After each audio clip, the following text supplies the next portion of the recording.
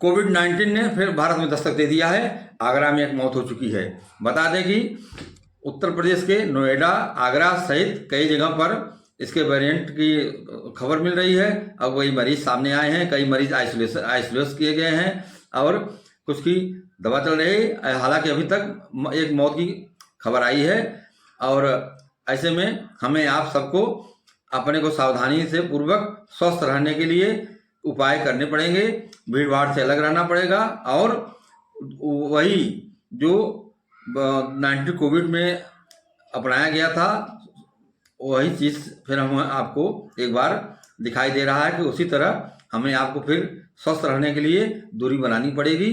हालांकि विस्तृत खबर मैं आपको आगे आपको दिखा रहा हूं, आप देखिए और अपने को सुरक्षित सावधान रखते हुए आप अपने काम करिए। हालांकि कोई डरने की बात नहीं है, न भयभीत होने की बात है, सावधानी की बात है। बता रहे हैं कि 21 दिन से 28 दिन तक इसका वेरिएंट सक्रिय रह सकता है। तो ऐसे में हमें आप सबको सावधान रहना है। अपने स्वास्थ्य को लेकर के हम सावधान रहेंगे तो सुरक्षित रहेंगे और अपना काम भी करेंगे और सावधानी से रहेंगे भी। तो आगे आप देखें पूरा विस्तृत रिपोर्ट। 19 कोविड का दस्तक भारत में हुआ है तो इसका असर क्या हो रहा है, आगे क्या होने वाला है, विस्तृत खबर आप देखें। खतरनाक है। 3-4 हैं जो भारत में सर्कुलेट कर रहे हैं अभी तक का जो इन्फॉर्मेशन आई है उसके बेसिस पे। लेकिन इनकी इन्फेक्टिविटी तो ज़्यादा हो सकती है, लेकिन इनकी सीवियरिटी जो है वो ओमिक्रॉन जैसी ही होगी। तो ये लोगों को सीरियसली जो है सीवियरली जो है वो यूपी में कोविड के नए वेरिएंट से पहली मौत आगरा में हुई है। 40 से एक्टिव पेशेंट होम आइसोलेशन में हैं। सबसे ज़्यादा एक्टिव पेशेंट नोएडा, गाजियाबाद में मिले हैं। एक्सपर्ट मान रहे हैं कोविड की चौथी लहर आती है तो इसका असर 21 से 28 दिन तक रहेगा। हालांकि यह दूसरी लहर की तरह जानलेवा साबित नहीं होगी। नमस्कार, आदाब, प्रणाम, मैं हूँ राकेश त्रिपाठी। आप देख रहे हैं न्यूज डायरी अपडेट चैनल। आप आगे विस्तृत खबर देखें। यूपी में कोविड के नए वेरिएंट से पहली मौत आगरा में हुई है। जिन लोगों ने वैक्सीनेशन करवाया था वह भी एहतियात बरतें क्योंकि वैक्सीनेशन नए वेरिएंट का असर होने से नहीं रोक सकता। इतना जरूर है कि पुराने वैक्सीनेशन की इम्यूनिटी अभी भी पूरी तरह से कमज़ोर नहीं हुई है।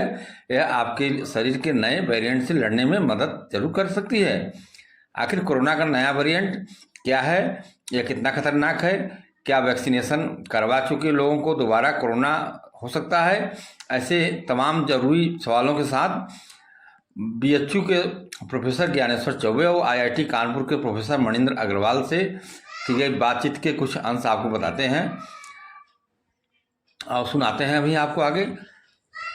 आपको बता दें कि कोविड का नया वेरिएंट कितना खतरनाक है, इसका जवाब है भारत में एक बार फिर कोविड-19 के मामले में बढ़ोतरी हो रही है। इसकी वजह नया JN.1 वेरिएंट है। ये ओमिक्रॉन का ही एक सब वेरिएंट है जो तेजी से फैलने की क्षमता रखता है। ज्ञानेश्वर चौबे कहते हैं कि सबसे ज़्यादा संक्रामक माना जा रहा है क्योंकि यह उन्हें भी संक्रमित कर सकता है जो पहले कोविड से ठीक हो चुके हैं। हालांकि यह कोविड-19 की शुरुआती लहरों जितना घातक नहीं है। अगले सवाल में उनसे पूछा गया कि कोविड का वेरिएंट गर्मी में ही क्यों आता है, एक्टिव होता है। इस पर उन्होंने बताया कि इस पर बहुत से रिसर्च हुए हैं लेकिन अभी तक सही वजह यही पता लगा है।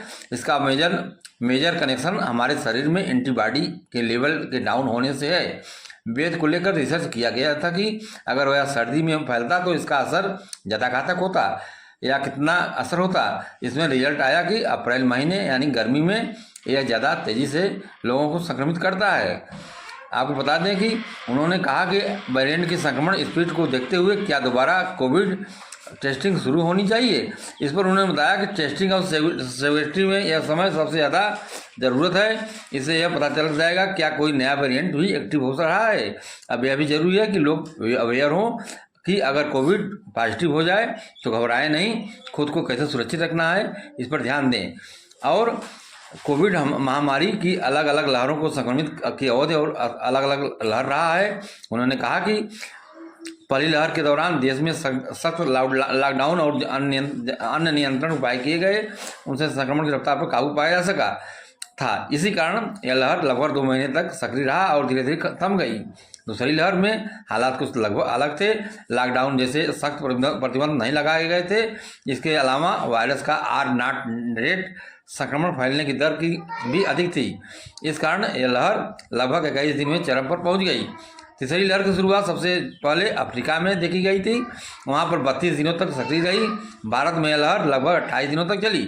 अब चौथी संभावित लहर की आशंका जताई जा रही है, तो इसका असर 21 से 28 दिनों तक के भीतर ही कम हो सकता है।